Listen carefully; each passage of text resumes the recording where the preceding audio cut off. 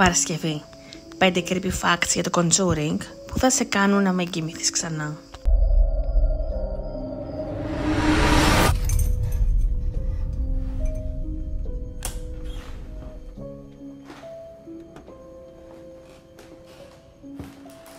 Who's ever down there? I'm gonna lock you in now! Νόμιζες ότι το Conjuring είναι απλώς μια ταινία τρόμου?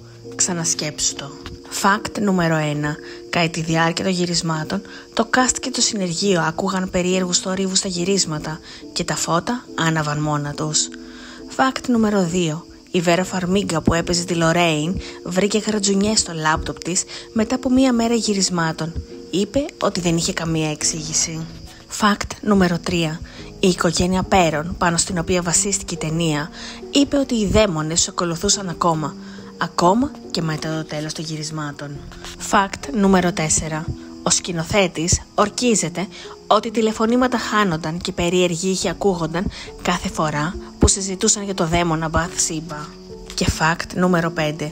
Κατά τη διάρκεια της πρεμιέρας, κάποιοι θεατές λιποθύμησαν και αρκετοί έφυγαν από τον κινηματογράφο λέγοντας ότι ένιωσαν μια παρουσία δίπλα τους.